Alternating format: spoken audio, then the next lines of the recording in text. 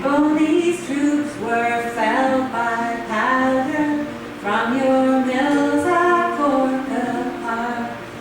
Wind up, come up, crooked water, swerve, Kamishka, like your name. Raja and Ben, our crooked friend, will love you just the same.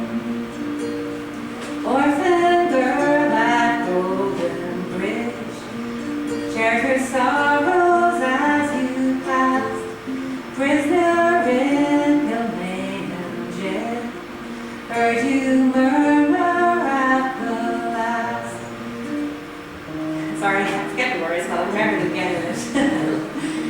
River run and come and caper, on your memories we depend. Fairview Hall from Dublin paper, sing your stories to the end.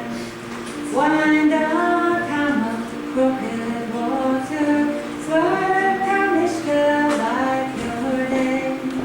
Raja and Ben, our crooked friend, will love you just the same.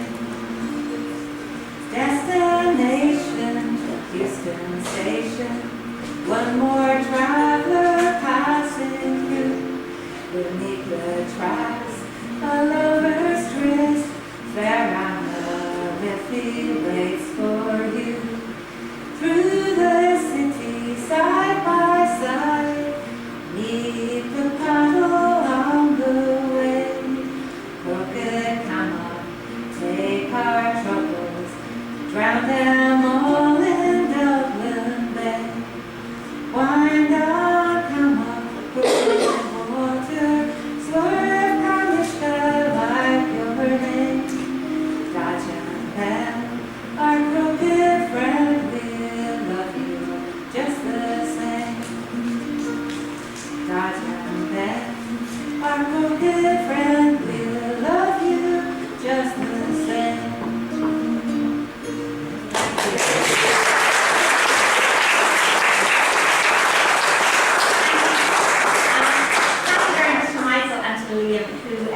Gave me my first highly commended a poetry competition many years ago and kind of fired my enthusiasm, and I've entered the Ledwidge competition ever since. So I recommend anybody who's thinking of starting out writing some poems to bung one into the Ledwidge. And thank you very much. Good luck, Michael, with the book.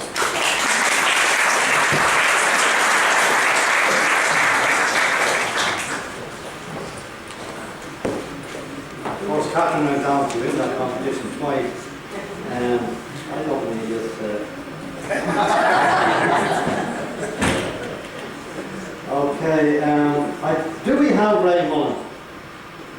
No. I was watching the door and didn't see him coming in. Is Ray here? No, Ray Mullen. No. You're not Ray. You're Ray Lambert the last time I checked. You're pitching there for a shot, I know you are. Okay, we might fit you in later on, right? But we do have, all the way from the square in Inchicore, he's travelled here in his skin canoe, Peter Bourne, where I know you just got a pint. Peter, you had to put your pint down. No, he's not letting go of the pint, look. Peter is a fantastic singer, and you're in for a treat here if you haven't heard Peter before. Yeah, this is becoming a regular central. What is that? Is there any more groups in them around?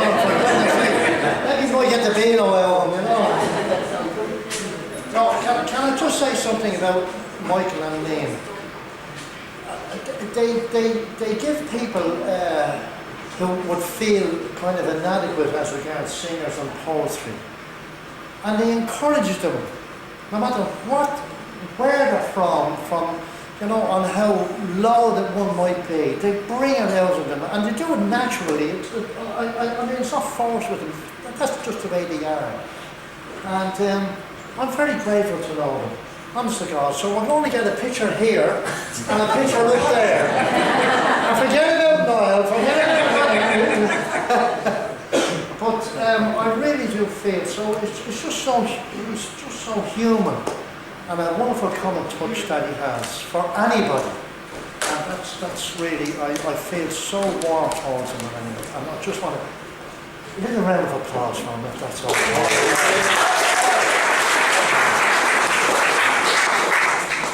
So I just,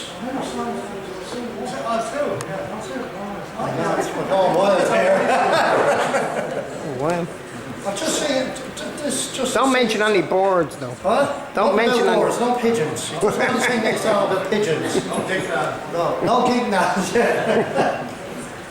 So I just sing this song, and it's a kind of a love song where about sailors. They walk the sea and they meet the love of their life, and they find their ocean in the back garden, in the front garden, and their own house.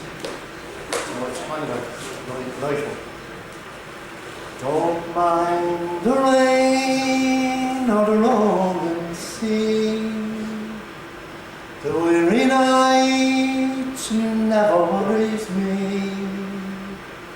but the hardest time in a sailor's day is to watch the sun as it flies away. Here's one more day on the grey funnel line, the finest ship that sails the sea is still a prison for the likes of me. But give me wings like Noah's dove, I'll fly up higher to the one I love. Here's one more day on the grey funnel line. Once my heart was wild and free, like a flashing spar on the open sea. But now that spar has washed ashore and come to rest at my true love's door. Here's one more day on the grey funnel line. Lord, if dreams were only real, I'd put my hand on that wooden wheel, and with all my heart I'd turn her around and tell the boys that we're homeward bound. Here's one more day on the grey funnel line. I'd spend my time like some machine until blue waters turn to green, and I'd dance on down that rock ashore and sail the grey funnel line no more, and sail the grey funnel line no more.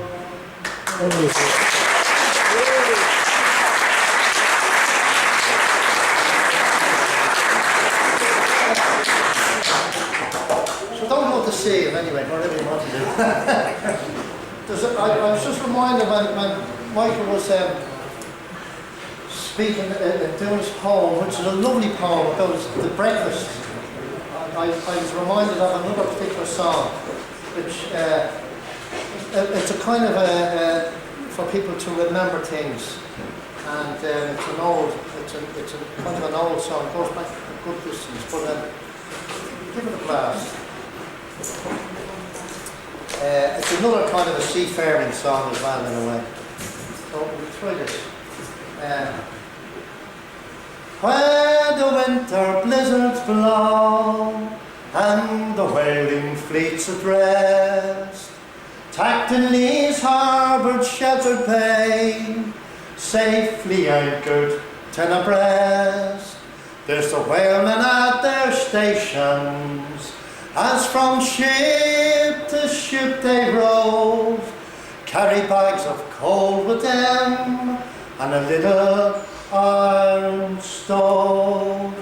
In the little dark engine room, where the chill seeps in your soul, how we huddle round that little pot stove that burned oily rags and coal. Fireman Paddy works with me on the engine frozen cold. Stranger to the truth was he, there's not a lie he hasn't told. Well, he boasted of his gold mines and of the hearts that he had won, and his body sense of humour shone just like a ray of sun. In the little dark engine room, where the chill seeps in your soul, how we huddle round that little pot stove that burned oily rags and coal.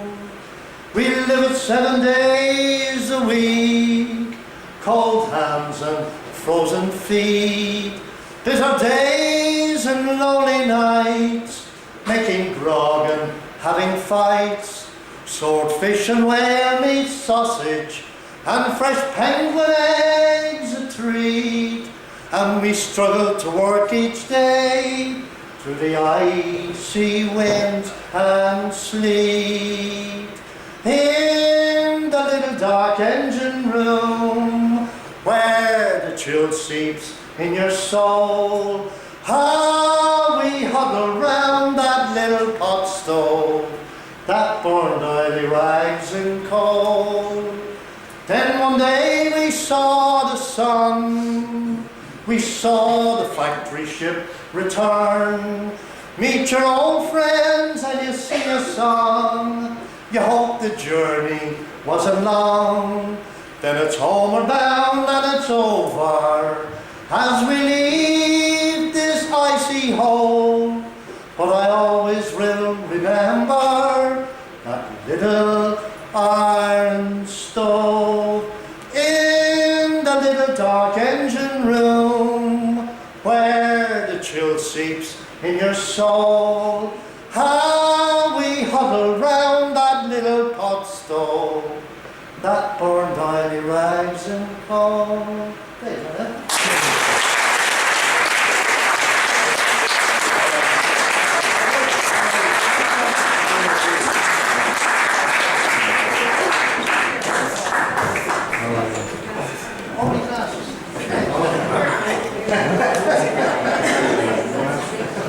You see that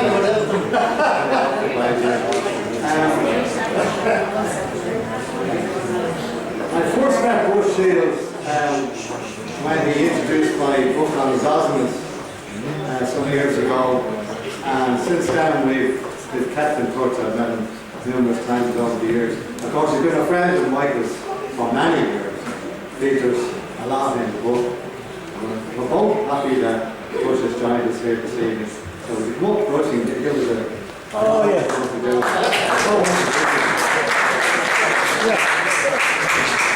Just like the old days, Nick has organised the cabinet.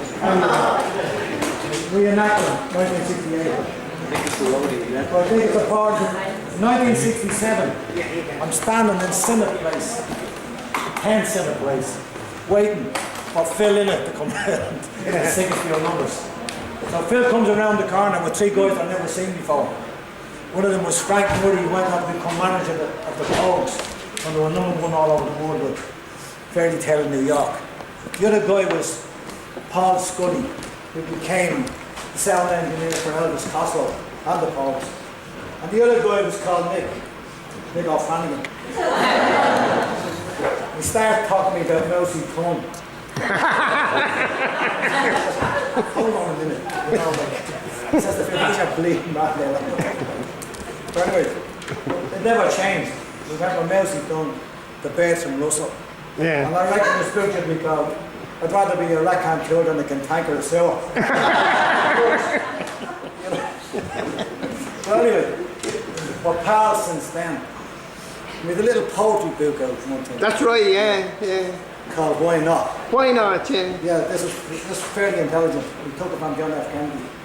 And that's what, you know, some people say why, some people say why not. Was that John F. Kennedy? No. Yeah, it was. Was it? But Philip used to say, right? Yeah. And people call him Phil Lynott. People call him Phil Lynott. He always called himself Phil Lynott. And he said, the name is not Lynott, it's Why Not. That's right. And Ian Dempsey said to me once, "Bush, do you call him Minot or Lynott?" I said, "I call him Phil." But anyway, myself and Mick, we had this little book of poetry. And at that time, like, everybody was a poet. Like the Taoiseach, everybody were around. We'd never heard of Ted Hughes or any of those guys. We were just taught this is what it's all about. So here's a little poem that we wrote for that particular book. Yeah. It's called Blue, Bright Blue, and You. Lovely. Wandering down the windy lane, magic moments, hailing the scent of yesterday. Listening to the song of a bird and bee flat. Wishing there was no end to this path. I laugh out loudly, it echoes back, finding myself. I stop the pain, finding the well.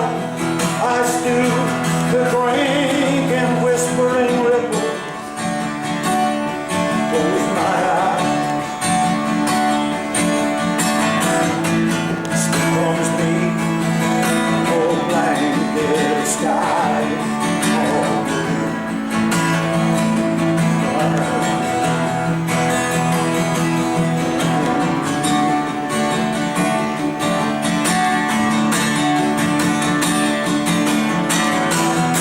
Thank you for all the things you've done, all the things you are. Thank you for being my morning sun, for being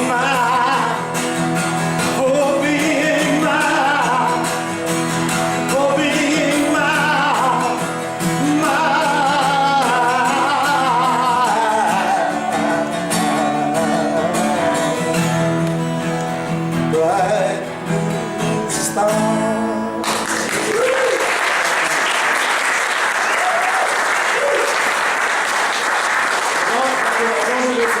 Nick is going to pick the next song and then I'm going to speak. What would you like?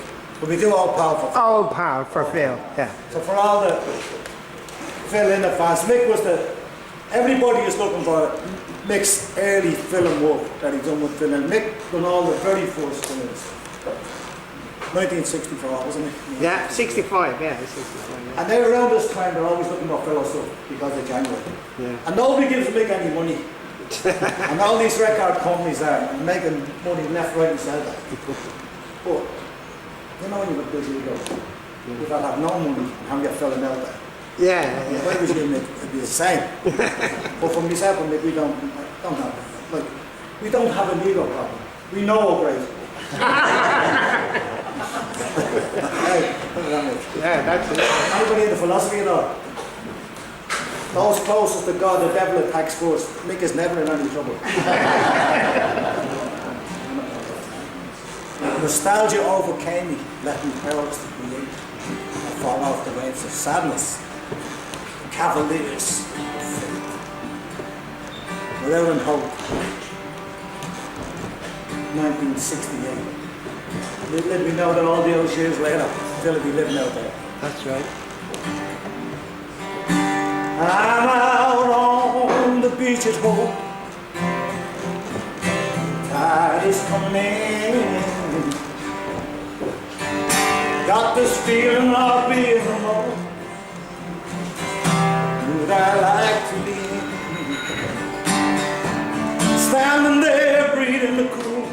near, all was coming well. And the rhododendrons weave in the sobbing breeze, and ease me into their spell.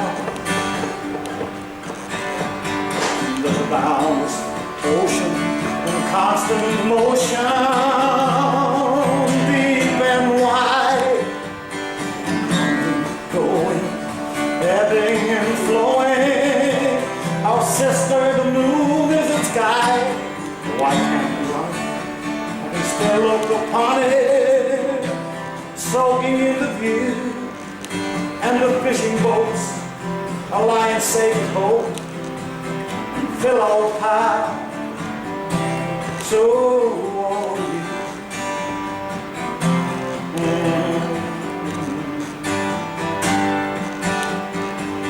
From on the hill, my eyes are filled with the beauty down below.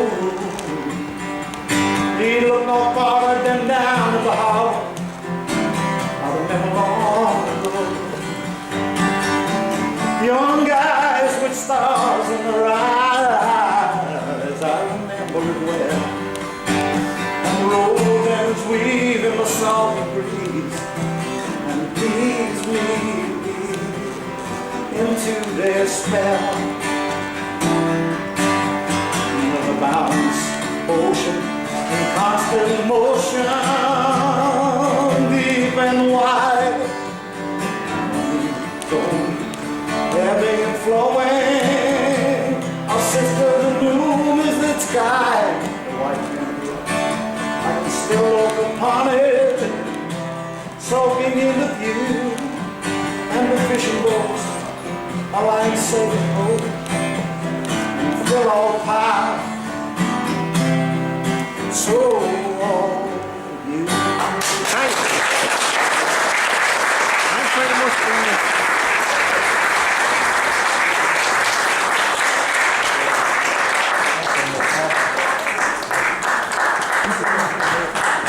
Anyway, so we're making great progress. Not many there. The word etna is from the Irish, it means a storehouse or granary. And indeed, etna cadma is a storehouse of knowledge of so many different things, from birds to flowers to every facet of poetry. And she belongs to that amazing group, the Rathmines Writers, who are now one of the longest running writers groups ever. And we'll hear a bit more of that later, but for now we're going to have some poems from etna cadma.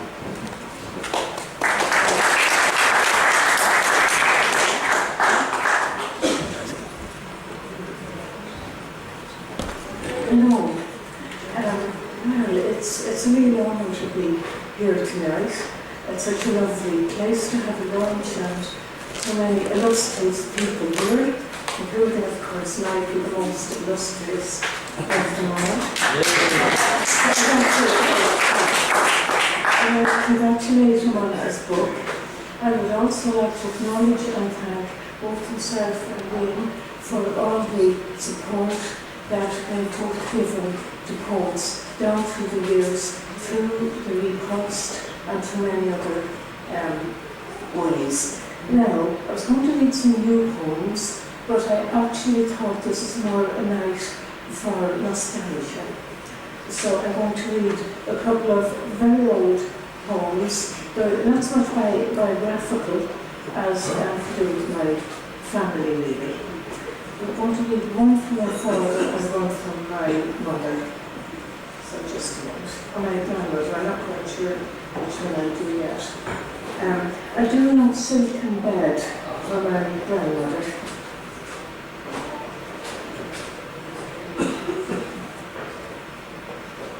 Now, my mother was from West Clare, and I only met my grandmother once. No silken bed. The only time we met, you were troubled, gin-soused, cursing in bed. Horrible fascination for a timid 9-year-old. A young girl, you tossed, dark cloudy tresses, near enough features singing in the wind. You were admired for for quick wit, acerbic tongue. You coaxed liquid beauty from the concertina, so I'm told. Kitchen floors you venerated with your button boots like tapping of the Labashida. No silken bed, your post-family West Clare scratchings. No silken bed, your 8 confinements, God knows how many lost. I scan a tattered photograph, signpost to my history. Instead of a girl who danced in the wind, a stern matriarch reproaches. A woman who defied the times, but left the table bare.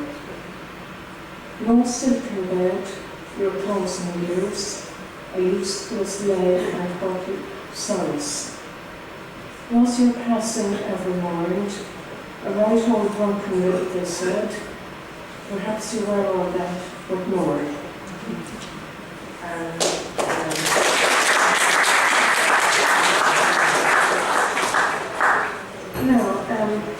My father smoked a pipe, and when I was very small, I used to love filling it upside down for him like that. So this is really just a nostalgic one. Tobacco jar. Oh yes, his tobacco jar was that blue willow petal.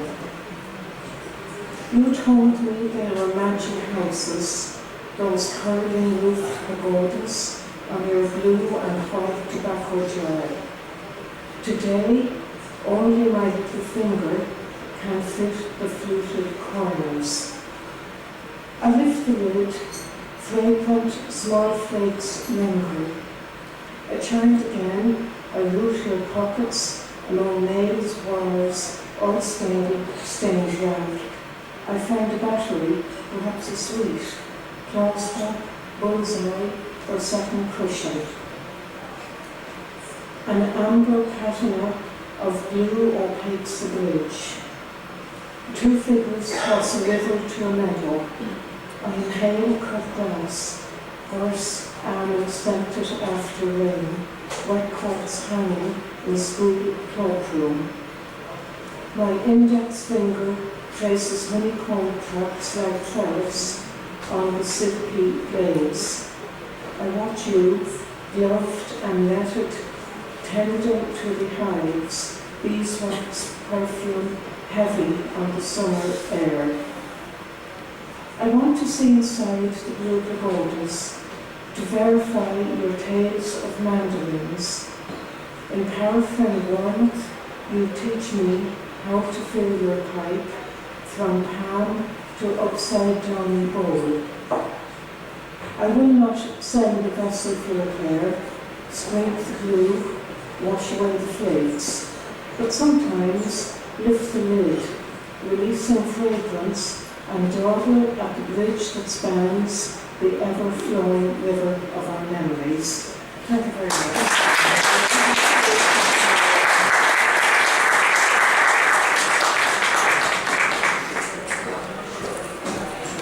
Okay, Paul Morley is a native of Ballyfermot. He belongs to that unique but very small group of people who are generally described as close friends of mine. He is also a very fine poet. He's a winner of the Lenders Award, and very recently he won the comic poetry competition. So, Paul, will you do something for us here? Paul Morley.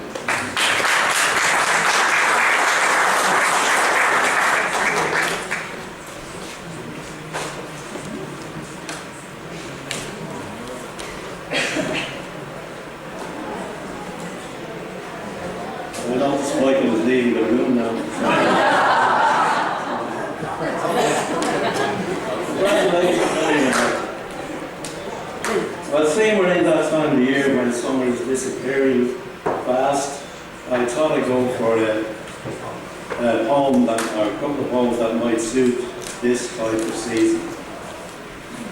So I spent some very happy times down in Wexford, in various places, and I wrote this in Blackwater in County Wexford, so you'll know it's a seasonal poem.